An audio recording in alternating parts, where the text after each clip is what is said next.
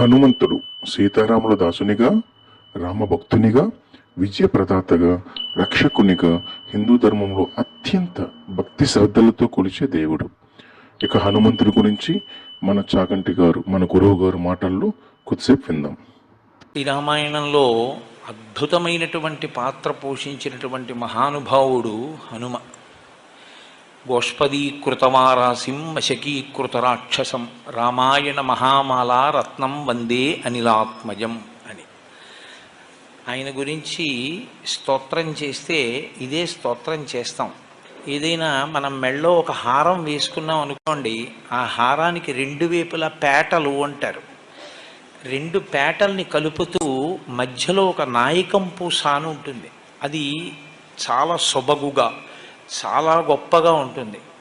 సీతమ్మ రాముడు అనబడేటటువంటి హారంలోని అటు ఇటు ఉన్న పేటల్ని కలిపేటటువంటి ఆ నాయకం పూస, ఆ మణి హనుమ. ఆయన శ్రీరామాయణానికి అంతటికీ కూడా గొప్ప తేజస్సుని, రామాయణానికి అంతటికీ కూడా అంతటి ప్రకాశాన్ని తీసుకొచ్చినటువంటి మహాపురుషుడు. అసలు స్వామి హనుమ పేరు చెప్తే చాలు, బుద్ధిర్యశో బలం ధైర్యం నిర్భయత్వం అరోగత అజాడ్యం వాక్పటుత్వం చ హనుమత్ స్మరణాత్ లభేత్. హనుమని స్మరించినంత మాత్రం చేత, హనుమకి నమస్కరించి హనుమని సేవించినంత మాత్రం చేత హనుమ యొక్క గొప్పతనం ఎక్కడుందంటే అజాడ్యం. ఆయనని సేవించినటువంటి వారికి జాడ్యము పోతుంది. జాడ్యము అంటే జడత్వము. జడత్వము అన్న మాటకు అర్థం ఏమిటంటే స్పందన శక్తిని కోల్పోవడం. శ్రీరామాయణంలో రామచంద్రమూర్తిగా శ్రీ మహావిష్ణువు వచ్చే ముందే బ్రహ్మదేవుడు అనేక మంది దేవతల్ని శాసించాడు. రావణ సంహారం అంటే అంత తేలికైన విషయం కాదు. నరవానరముల చేత సంహరింపబడడు కనుక, ఆయన నరవానరముల చేత సంహరింపబడనని వరం అడగలేదు కనుక మీ అందరూ కూడా వానరాంశలలో వెళ్ళండి అన్నాడు. దేవతలందరూ వానరుల యొక్క అంశలలో వచ్చారు. కానీ ఒక్క హనుమ అవతారం మాత్రం చాలా విశేషమైన అవతారం. అసలు శ్రీరామాయణంలో విచిత్రం ఏమిటంటే బాలకాండలో హనుమ కనపడరు, అయోధ్యకాండలో కనపడరు, అరణ్యకాండలో కనపడరు. ఆయన కనపడేది 3 కాండలు దాటిపోయిన తర్వాత 4వ కాండ కిష్కింధకాండ ప్రారంభంలో కనపడతారు. 4వ కాండలో కనపడినటువంటి హనుమ కిష్కింధకాండ దాటగానే సుందరకాండలో అత్యద్భుతమైన పాత్ర పోషిస్తారు. ఇంకా తర్వాత శ్రీరామాయణంలో కిష్కింధకాండ వరకు ఉన్న పాత్రల్ని మర్చిపోయిన వాళ్ళు ఉంటారేమో, కానీ ఇక హనుమ పాత్ర మాత్రం ఎవ్వరూ విడిచిపెట్టలేరు. అంత గొప్ప స్థితిని పొందుతుంది. 7 కాండల రామాయణంలో ఉత్తరకాండ చాలామంది చదవరు, 6 కాండలే చదువుతారు. 6 కాండలలో 3 కాండలలో అసలు హనుమ గురించి ఏమీ లేదు. 4వదైన కిష్కింధకాండలో ఆయన ప్రవేశం. 4వదైన కిష్కింధకాండలో హనుమత్ ప్రవేశ సమయంలో అసలు ఆయన ఎలా పుట్టారు అన్నదాన్ని మహర్షి చెప్పలేదు. అకస్మాత్తుగా హనుమ ఆ భయపడిపోతున్నటువంటి సుగ్రీవుణ్ణి నువ్వు ఇలా భయపడకూడదు అన్న దగ్గర ప్రారంభం హనుమ పాత్ర ప్రవేశం. ఎవరి హనుమ, ఎక్కడి నుంచి వచ్చారు, మధ్యలో ఒకసారి సంక్షిప్త పరిచయం మాత్రమే చేస్తారు. కానీ అసలు హనుమ యొక్క అవతార విశేషాన్నంతటినీ కూడా శ్రీరామాయణం ఉత్తరకాండలో చెప్పారు. అందులో అంజనాదేవి అనగా హనుమంతుని అమ్మగారు. గతంలో అంజన బ్రహ్మ న్యాయస్థానంలో ఒక అప్సరసలా ఉండేది. ఆమె బాల్యంలో ఒక ముని తపోభంగం కలిగించినందుకు శపించబడింది. ఆమె బాల్యంలో కాళ్ళు ముడుచుకుని ధ్యానం చేసుకుంటున్న కోతిని చూసి ఆశ్చర్యంతో ఉత్సాహభరితంగా చిన్నపిల్ల అయిన అంజన కోతిపైన పండ్లు విసిరింది. హఠాత్తుగా ధ్యానానికి భంగం కలిగిన కోతి రూపంలో ఉన్న ముని నిజరూపం పొంది కోపంతో అంజనను ఆమె ఎవరితో అయితే ప్రేమలో పడి ఉన్నప్పుడు కోతిగా మారమని శాపం ఇచ్చాడు. అంజన చేసిన తప్పు తెలుసుకుని ఆ ముని క్షమాభిక్ష పెట్టమని యాచించింది.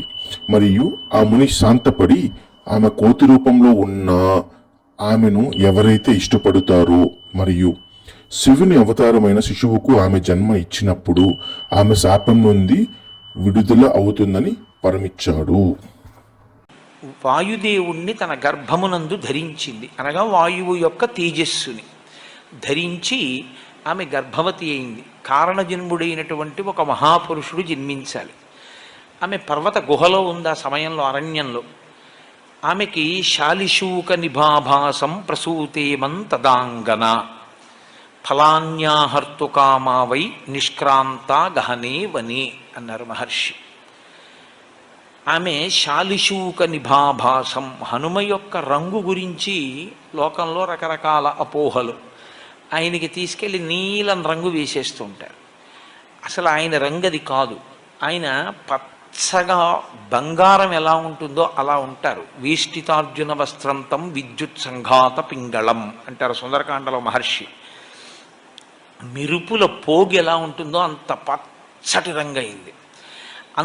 శాలిశూక నిభాభాసం అంటే ఒక ధాన్యపు గింజని తీసుకుని పట్టుకుంటే దాని మొన ఎలా ఉంటుందో అంత పచ్చగా మిరిసిపోతున్నటువంటి హనుమ ఆ అంజనాదేవి యొక్క గర్భము నుండి బయటికి వచ్చారు. ఆవిడికి ఆకలేసి ఓ పండు తిందామని ఆ గుహలోంచి ఆ పక్కన ఉన్న అడవిలోకి ఆవిడ వెళ్ళింది. ఫలాన్యాహర్తు కామావై నిష్క్రాంత గహనేవని. ఇప్పుడు ఈ పిల్లవాడు పడుకుని ఉన్నాడు. అప్పుడే పుట్టి ఇంకా కొద్ది సమయం ఈ పిల్లవాడికి ఆకలేసింది. పాలు ఇవ్వడానికి అమ్మ దగ్గరలో లేదు. పుడుతూనే ఈ పిల్లవాడికో పండు తిందామనిపించి ఆయన పైకి తలెత్తి చూశాడు. బాలసూర్యుడు కనపడ్డాడు. అంటే తెల్లవారుజాము సమయంలో సూర్యోదయ సమయమునందు స్వామి హనుమ జన్మించారు. ఆ బాలసూర్యుణ్ణి చూసి ఇదేదో ఎర్రటి పండు అనుకున్నారు ఆయన. అనుకుని వెంటనే బాలార్కాభిముఖో బాలో బాలార్క ఇవమూర్తివాన్ అన్నారంతే మహర్షి. బాలసూర్యుణ్ణి చూసి తినే పండనుకుని ఈయన కూడా బయలుదేరి సూర్యపథం వైపుకి వెళ్ళిపోయారు. ఇప్పుడు వాళ్ళిద్దరూ ఒకరికొకరు ఎదురుగా ఎలా ఉన్నారు? మహర్షి అన్నారు, బాలార్కాభిముఖో బాలో. బాలసూర్యుని ఎదురుగుండా నిలబడిన ఈ బాలుడు కూడా అంతే తేజస్సుతో ఉన్నాడు. పరబ్రహ్మమైన సూర్యనారాయణుడు తన దగ్గరికి వచ్చి తననే తినేద్దామని వస్తున్న బాలుణ్ణి చూశాడు. అరెరే, నేను ఇంత తేజస్సుతో నిలబడితే ఈ పిల్లవాడు కాలిపోతాడు. ఈ పిల్లవాడి యొక్క జన్మయే అపురూపము, అసాధారణము. వీడు లోకంలో తరువాతి కాలంలో చాలా ఉపకారం చెయ్యవలసినవాడు. కాబట్టి ఈ పిల్లవాడిని నేను చెనకకూడదు అని తన తేజస్సుని ఉపసంహారం చేశాడు. ఆ పిల్లవాడు దగ్గరికి వెళ్ళిపోయి ఆ సూర్య బింబాన్ని పట్టుకున్నాడు, పండనుకుని తిందామని. అది పర్వకాలం కాబట్టి రాహువు సూర్యుణ్ణి గ్రసించడం కోసమని ఆయన వచ్చాడు.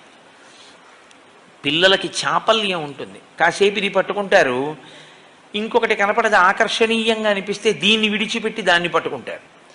కాబట్టి ఇప్పుడు ఆయన ఈ సూర్యబింబాన్ని విడిచిపెట్టి ఆ రాహువుని పట్టుకోవడానికి వెళ్ళారు.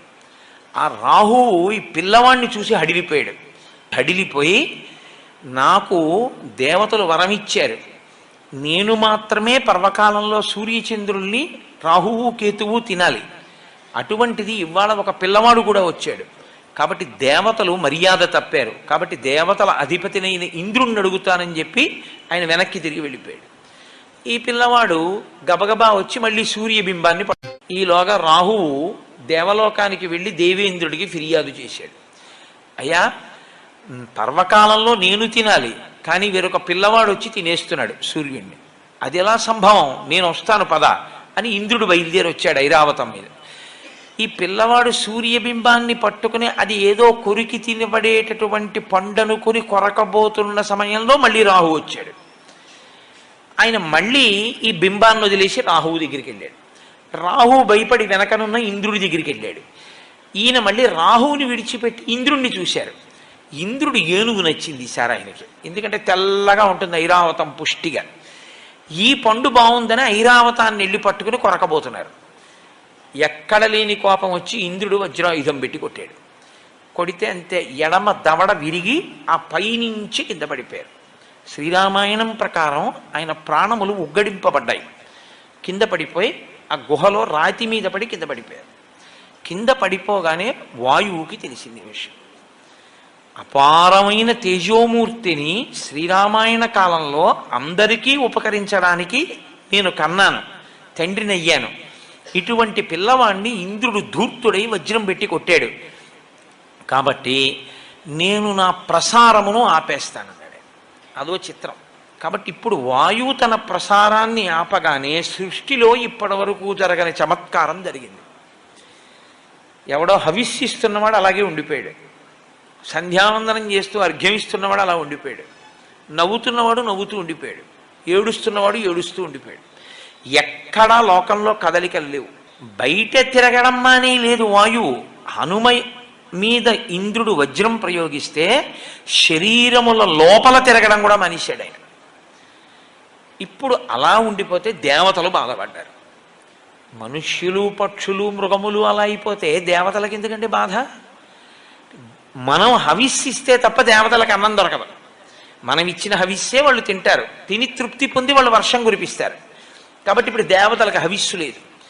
కాబట్టి మనుష్యలోకం పక్షాన దేవతలందరూ బ్రహ్మగారి దగ్గరికి వెళ్ళారు. వెళ్ళి, అయ్యా, వాయువు తన యొక్క ప్రసారమును నిలిపివేశాడు, లోకమంతా కాష్టభూతమైంది. ఒక్కసారి మీ సృష్టి వంక చూడండి, ఏది కదలటల. చెట్టు, చిగురుటాకు, పక్షి, జంతువు, నీరు, చేప అన్నీ అలా అయిపోయాయి.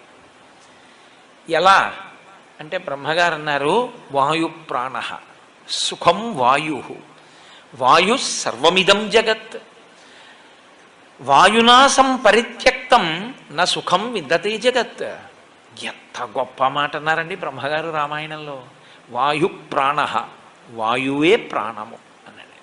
వాయువుని రమ్మని నేను పిలవాలి, కోపించి ఉన్నాడు. నేను రాను అని కూడా ఓ మాట అనేస్తే చాలా పెద్ద ప్రళయమే వస్తుంది. కాబట్టి నేనే వస్తానన్నారు బ్రహ్మగారు. తిన్నగా వెళ్ళి ఆ పిల్లవాడిని ఇలా ముట్టుకున్నారు. బ్రహ్మగారు ఇలా ముట్టుకోవడం ఏమిటి? అది సృష్టి శక్తి. బ్రహ్మగారంటే ఆయన ముట్టుకుంటే సృష్టి జరుగుతుంది. కాబట్టి ఆ పిల్లవాడిని ఇలా ముట్టుకోగానే ఆ పిల్లవాడు మళ్ళీ లేచాడు. లేవగానే ఇంద్రుడి వంక చూసి ఆయన అన్నారు, నేను ఇవాళ ఈ పిల్లవాడి వలన దేవతలకు లోకములకు పెద్ద ఉపకారం ఒకటి జరగవలసి ఉంది, అందుకని మళ్ళీ బ్రతికించాను. మీ అందరూ కూడా ఈ పిల్లవానికి వరములు ఇవ్వండి అన్నాడు. అంటే ఇంద్రుడు అన్నాడు, ఈ పిల్లవాడిని పడగొట్టింది నేనే. నేను వేసిన వజ్రాయుధానికి ఇతని ఎడమ దవడ సొట్టపడింది కాబట్టి, సొట్టబడిన హనువులు కలిగిన వాడు కాబట్టి ఈ పిల్లవాణ్ణి నేను వజ్రాయుధంతో కొట్టానన్న దానికి గుర్తుగా హనుమా అని పిలవబడతాడు. 2, నేనిచ్చే వరం ఏమిటంటే ఈ పిల్లవాణ్ణి నా వజ్రాయుధము ఇక చెనకలేదు. సూర్యభగవానుడు అన్నాడు, నాలో ఉన్న తేజస్సులో 100వ వంతు ఈ పిల్లవాడికి ఇచ్చేస్తున్నాను. వీడికి శాస్త్రం చదువుకునే యోగ్యత కలిగిన నాడు సమస్త శాస్త్రములు నేను బోధ చేస్తాను. వరుణుడు అన్నాడు, ఈ పిల్లవాడికి అలసట, దగ్గుత్తిక ఇలాంటివి కలగవు. వరుణపాశముల చేత ఈ పిల్లవాడు ఎప్పుడూ మృత్యువుని పొందడు. యమధర్మరాజు గారు అన్నారు, నా శక్తి 2 రకములుగా ఉంటుంది, 1 రోగము, 2 మృత్యువు. ఈ 2 లోకంలో ప్రవేశపెడతాను నేను. నా అనుగ్రహం చేత ఈ పిల్లవాడికి రోగం ఉండదు, ఈ పిల్లవాడికి మృత్యు ఉండదు. కాబట్టి ఇతను మృత్యువునకు అతీతుడై ఉంటాడు. చతుర్ముఖ బ్రహ్మగారు అన్నారు, ఈ పిల్లవాడు బ్రహ్మదండమునకు కూడా లొంగడు. ఎవరికి వచ్చే ఈ శక్తులన్నీ? ఇంకా 1 గుక్కెడు పాలు, అమ్మ పాలు కూడా తాగని పిల్లవాడికి బహుశః పౌరాణిక వాంగ్మయంలో ఎవరికీ కలగనంత రీతిలో హనుమకొచ్చాయి. ఇవన్నీ పుట్టిన గంటలో ఇన్ని దేవతల శక్తులు ఆయనకు వచ్చేసాయి. ఇంతమంది మిగిలిన దేవతలందరూ వచ్చారు. అందరూ తమ తమ శక్తుల్ని ధారపోయడంలో చిత్రం ఏమిటంటే, అమ్మవారు ఆవిర్భవిస్తుంటుంది దేవీ భాగవతంలో. అప్పుడు తమ శక్తిలో కొంత ధారపోస్తారు. ఇక్కడ వాళ్ళు ఏం చేశారంటే, మా ఆయుధముల వలన ఈ పిల్లవాడు చెనకబడడు. కాబట్టి ఇప్పుడు హనుమని బంధించగలిగినది, కొట్టగలిగినది, చంపగలిగినది, అలసటకి గురి చెయ్యగలిగినది, కాల్చగలిగినది, తడపగలిగినది ఏది ఎవరికి శక్తి లేదు. అటువంటి ఒక మహాభూతము తయారైంది, ఆయనే హనుమ. 1 గంటలో ఇన్ని శక్తుల్ని ఆ పిల్లవాడికి ఇచ్చేశారు. ఆయన పసిపిల్లాడు. ఇన్ని శక్తుల్ని ఇచ్చారు, కానీ బాల్య చాపల్యమును తీయలేదు. ఈయన అంజనాదేవితో కలిసి వెళ్ళి మున్యాశ్రమములకు వెళ్ళి ఆ చెట్లన్నీ విరగొట్టేసేవారు, ఆ పాకలన్నీ పీకేసేవారు, ఆ బట్టలన్నీ చింపేసేవారు. విపరీతమైన బలం. అది ఎలా వినియోగించుకోవాలో తెలియగలిగినటువంటి పరిణితిని పొందినటువంటి వయస్సు కాదు. చాపల్యము చేత ఈ బలమంతా కూడా అందరినీ ఇబ్బంది పెట్టేదిగా తయారయ్యింది. అప్పుడు ఋషులందరూ అన్నారు, ఈ పిల్లవాని బలము ఈ పిల్లవాడు మరిచిపోవుగాక. మరి ఎప్పుడు గుర్తొస్తుంది ఈ పిల్లాడికి అని అడిగారు. యదా తే స్మార్యతే కీర్తి తదా తే వర్ధతే బలం. ఈ అసలు హనుమంతుని జన్మస్థలము ఏది, మరియు మనము హనుమంతుని ఎన్ని రకాలుగా పిలుచుకుంటాము? ఒకవేళ మీకేమైనా తెలిస్తే మీరు కమెంట్ రూపంలో తెలియజేయండి. పిల్లవాని యొక్క బలాన్ని మళ్ళీ జ్ఞాపకం చెయ్యడం కోసమని ఏ మహాపురుషుడు ఏ కాలమునందు స్తోత్రం చేస్తాడో ఆ కాలమునందు జ్ఞాపకానికి వస్తుంది. అంటే ఇప్పటికీ హనుమ మరిచిపోయి ఉన్నారా తన బలాన్ని? మరిచిపోయి ఉంటే 100 యోజనములు ఎలా దాటారండి? హనుమ ఎప్పుడూ బలవంతులే. ఆయన శాపం ఎప్పుడు తీరిపోయిందో తెలుసా అండి? కిష్కింధకాండ చివరిలో తీరిపోయాయి. కిష్కింధకాండ చిట్ట చివరిలోకి వెళ్ళినప్పుడు ఆ 100 యోజనముల సముద్రాన్ని దాటి వెళ్ళాలి. దొరికేసిందిగా, విషయం తెలిసిపోయింది. 100 యోజనములు దాటి వెళ్ళిపోతే అవతల ఉన్న కాంచన లంకలో శిశుపా వృక్షం కింద సీతమ్మ తల్లి ఉందని ఎలా తెలుసు?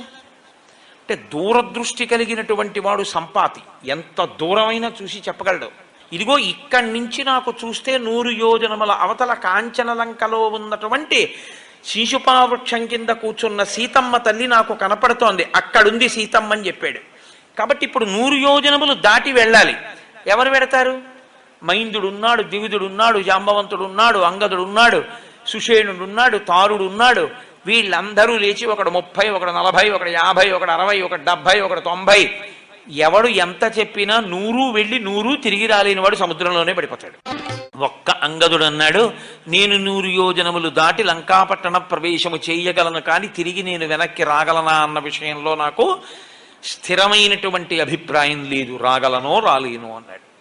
జాంబవంతుడు అన్నాడు, నువ్వు ప్రభువి, నిన్ను పంపించడం ఏమిటి అని అప్పుడు స్తోత్రం చేశాడు హనుమని. హనుమా, నీ శక్తి నీకు తెలియదు, నువ్వు నీ శక్తిని పుంజుకో, నీ బలాన్ని నువ్వు మరిచిపోయావు, నీకింత శక్తి ఉంది, నువ్వు వాయుదేవుని కుమారుడవు అని స్తోత్రం చేశాడు. ఆయన్ని స్తోత్రం చేసి గుర్తు చెయ్యగానే శాప విమోచనం అయిపోయింది, ఆయనకి బలం వచ్చేసింది. హనుమ ఉత్తరక్షణ ప్రతిజ్ఞ చేశారు, నేను ఇక్కడి నుంచి బయలుదేరితే, నేను నిలబడినప్పుడు, నేను ఇక్కడి నుంచి ఎగిరినప్పుడు నా పాదముల యొక్క శక్తిని భూమి తట్టుకోలేక పాతాళములోకి కుంగిపోతుంది. కాబట్టి నేను మహేంద్రగిరి పర్వత శిఖరముల మీద నిలబడి అక్కడి నుంచి బయలుదేరుతాను. నా శక్తి ఏమిటో నాకు అర్థమైంది. 100 యోజనముల సముద్రమును నేను లంఘించి ఆవలకి వెళ్ళక్కర్లేదు, నేను ఇప్పుడు 100 యోజనములు గడచి వెడతానన్నారు ఆయన. అప్పుడే పోయింది ఆయనకి ఆ శాపం. హనుమ గురించి ఒక మాట చెప్తారు కిష్కింధకాండ చిట్ట చివరి శ్లోకంలో, సవేగవాన్ వేగ సమాహితాత్మా హరిప్రవీర పరవీరహంత మనస్సమాధాయ మహానుభావో జగామలంకాం మనసా మనస్వి. ఇది చివరి శ్లోకం కిష్కింధకాండకి. మహర్షి అన్నారు, శరీరంతో వెళ్ళాలి సముద్రం దాటి, మనసుతో వెళ్ళిపోయారు హనుమన్నారు. అది ఆయన మనోజవం, ఆయనకేం భయం లేదు. హనుమ అంటే హనుమే. అందుకే రామాయణంలో మీరు జాగ్రత్తగా పరిశీలిస్తే హనుమ ఎక్కడ ఉంటారో అక్కడ ప్రాణములు నిలబడతాయి. మీరు చూడండి, ఆయన మొట్టమొదట కిష్కింధకాండలో కనపడ్డప్పుడు సుగ్రీవుడు హడిలిపోయి పారిపోతున్నాడు. ఆపారు ఆయన. ఎందుకు అలా పారిపోతున్నావు అని అడిగారు. లఘుచిత్తతమాత్మానం నస్థాపయసి యోమతః అన్నారు ఆప్ చేసి. ఇంత తేలికైన మనస్సున్నవాడివి, ఇంత పిరికివాడివి, నువ్వు వానరాజ్యానికి రాజవుతావా నువ్వు? అహో శాఖా మృగత్వంతే అన్నారు. అది మంత్రి అంటే. ఎప్పుడు ఎలా మాట్లాడాలో అలా మాట్లాడారు. కొమ్మల మీద తిరిగే కోతి ఏమిట్రా ఈ పరుగో అని అడిగారు. ప్రభువు అని దయ చూపించలేదు. ఏమిటా పరిగెత్తడం ఏమిటి? ఎందుకు పరిగెడుతున్నావు ఋష్యమూకం మీద? వాలి రాడుగా ఇక్కడికే, దేనికి నీకు భయం? ఇద్దరు నరులు వస్తున్నారు, చూడు ఎలా ఉన్నారు. రామలక్ష్మణులు వెళ్ళిపోతున్నారు అక్కడ పంపా తీరంలో. వాలి పంపి ఉంటాడు నన్ను చంపడానికి, వాళ్ళిద్దరిని చూస్తే భయం ఇట్లా, అందుకే పారిపోతున్నానన్నారు. చూస్తే పారిపోవడమే, వాళ్ళెవరో ఏమిటో నేను కనుక్కొస్తాను, అలా ఉండు. వెళ్ళి రామలక్ష్మణులతో సుగ్రీవుడికి మైత్రి చేయించారు. రామలక్ష్మణులకు సుగ్రీవుడికి మైత్రి జరిగింది కాబట్టి సుగ్రీవుడికి రాజ్యం వచ్చింది. సుగ్రీవుడి భార్య రుమ సుగ్రీవుడికి దక్కింది. అసలు యుద్ధకాండలో ఆయన చేసినటువంటిది ఒక అత్యద్భుతాన్ని చేశారు ఆయన. అది అనన్య సామాన్యం. ఎందుచేత అంటే ఒకరోజు యుద్ధకాండలో ఇంద్రజిత్ యుద్ధం చేశాడు. యుద్ధం చేసినప్పుడు వానర సైన్యంలో ఎవ్వరూ లేచి నిలబడడానికి వీలు లేకుండా రామచంద్రమూర్తి అంతటి వాడు నిలబడిన తీరుని వాల్మీకి మహర్షి వర్ణించారు. వడగళ్ల వానలో నిలబడిన వాడిలా ఉన్నాడు రాముడు అన్నారు. ఒక వానరుణ్ణి కాదు, కొన్ని కోట్ల మంది వానరుల్ని, 84 కోట్ల మంది వానరుల్ని అని నాకు జ్ఞాపకం. ఆకాశంలో మేఘాల చాట్న ఉండి ఎప్పుడు బాణం తీశాడో ఎప్పుడు బాణం వేశాడో తెలియకుండా అందరి శరీరంలోనూ బాణాల ములుకులు విరిగిపోయాయి. కొన్ని లక్షల మంది చనిపోయారు. కొన్ని లక్షల మందికి కాళ్ళో చేతిలో విరిగిపోయాయి. రామలక్ష్మణులు కూడా పడిపోయారు నేల మీద. ఆ పడిపోయిన రోజున బ్రహ్మాస్త్రానికి కట్టుబడడు కాబట్టి ఇంద్రజిత్ బ్రహ్మాస్త్రం వేసి వెళ్ళిపోతే హనుమ ఒక్కరే బ్రహ్మాస్త్రమునకు కట్టుబడరు కాబట్టి ఆయన లేచారు. గౌరవం ఇచ్చి బ్రహ్మాస్త్రానికి కాసేపు కట్టుబడి లేచారు. విభీషణుడికి తెలుసు కాబట్టి తట్టుకున్నాడు. ఇక మిగిలినటువంటి వీళ్ళిద్దరూ 2 కాగడాలు పట్టుకుని అసలు బతికున్నారా ముఖ్యమైన వీరులు చూద్దామని వెడుతున్నారు. పెద్దవాడు అని జాంబవంతుడి దగ్గరికి వెళ్ళారు. కనురెప్ప పైకెత్తడానికి లేదు జాంబవంతుడికి. అలా కొట్టేశాడు ఇంద్రజిత్. పడిపోయి ఉన్నాడు ఆయన పెద్దవాడు. కాగడాలు పట్టుకుని వెళ్ళి విభీషణుడు అన్నాడు, తాతా కుశలమా అని అడిగాడు. అంటే జాంబవంతుడు అన్నాడు, హనుమ కుశలమా అని అడిగాడు. అడిగితే విభీషణుడు అన్నాడు, తాత రామలక్ష్మణులు కుశలమా అని అడగవలసింది నువ్వు అలా అడగలేదు. నువ్వు అలా అడగకుండా హనుమ కుశలమా అని అడుగుతున్నావు. పొరపాటు పడ్డావా అన్నారు. అంటే జాంబవంతుడు అన్నాడు, నేను పొరపాటు పడి అడగలేదు, పూర్తి స్వస్థతతో ఈ మాట చెప్తున్నాను నేను. ఎందుకో తెలుసా? ఆ హనుమ ప్రాణాలతో కాని ఉన్నారా మనందరం ఉన్నట్లే. హనుమజ్జుజ్జిత ప్రాణే జీవంతోపి వయం హతాహ. ఆ హనుమ కాని మరణించారా మనందరం బతికున్నా చచ్చిపోయినట్టు. ఒకవేళ మనందరం చచ్చిపోయినా హనుమొక్కరు బతికుంటే మనందరం బతికినట్టే, బతికించేస్తారాయన. అందుకు అడిగాను, ఉన్నాడా క్షేమంగా? ఇంకొకడైతే ఈ కితాబు విన్నందుకు చూశావా నా సంగతి అంటాడు విభీషణుణ్ణి. హనుమ వంగి జాంబవంతుడి పాదములు పట్టుకుని, తాత హనుమ నీకు నమస్కరించుచున్నాడు అన్నారు. అంటే ఆయన అన్నారు, నాయన వేళ లేదు, ఈ రాత్రి లోపల బతకాలి సైన్యం. ఉత్తర క్షణంలో ఎక్కడున్నారు వాళ్ళు? దక్షిణ సముద్రానికి ఆవల కాంచనలంకలో ఉన్నారు. ఈ రాత్రికి రాత్రే నువ్వు ఇక్కడి నుంచి ఎగిరిపోయి ఉత్తర దిక్కున కైలాసము వృషభము అన్న 2 పర్వతముల మధ్యలోకి వెళ్ళాలి. అక్కడ ఒక ఓషధీ పర్వతం ఉంది, అందులో 4 ఓషధులు ఉన్నాయి. నువ్వు వెంటనే వెళ్ళి ఆ 4 ఓషధులు పట్టుకొచ్చేయాలి 10 నిమిషాల్లో. వాల్మీకి రామాయణంలో మహర్షి ఏమన్నారో తెలుసా అండి? రావణాసురుడి మేడ కూడా కదిలిపోయింది ఆయన వేగానికి. ఇలా కన్ను మూసి కన్ను తెరిచేటప్పటికి మెరుపు మెరిసినట్టు వెళ్ళిపోయారంటే అది ఆయన మారుతతుల్య వేగం. అంటే కైలాసము వృషభము మధ్యలోకి వెడితే ఓషధులు అనుకున్నాయి, ఈయన మనని తీసుకెళ్ళిపోవడానికి వస్తున్నాడు, ఈయనకి కనపడకుండా దాక్కుందామని తేజస్సుని అవి ఉపసంహారం చేస్తే రామకార్యం మీద వచ్చిన నాకు ఉపయోగపడకుండా దాక్కుంటారా?